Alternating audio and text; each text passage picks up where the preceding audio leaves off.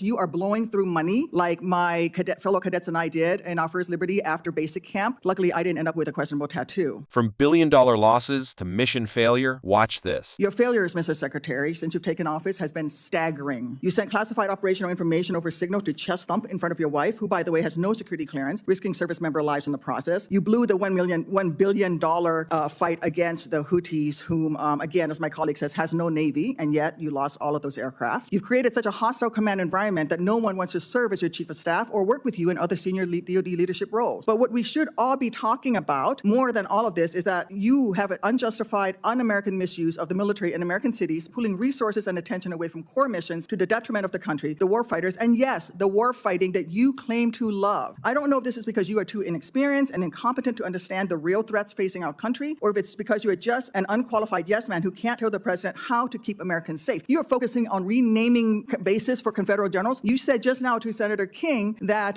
to a man and to a woman, we would rather be associated with the old Confederate names. Well, I am one of those women. I served at Fort Rucker, Alabama, a base that was named for a traitor who took arms against the United States of America, led troops who killed Americans. It was renamed for Mike Novosel, a Medal of Honor recipient who, in his citation for the Medal of Honor, includes that he saved 29 American lives, to include hovering backwards in a helicopter towards an enemy bunker where a wounded American was laying and saved that person, including after being taken fire himself. I know a little something about what it takes to fly a helicopter when you've been hit by enemy fire. That was heroic. I'd rather be associated with Mike Novosel than a failed Confederate traitor. You are encouraging the DoD workforce to go work for DHS in increasing numbers. You're pulling the military away from facing foreign enemies who literally say things like death to America. And you're putting troops with weapons aimed at Americans. Mr. Secretary, let the military get back to its real job. Stop forcing them to do DHSs. And if you want to be DHS Secretary, maybe you can apply for that job when you're fired from this one due to your incompetence.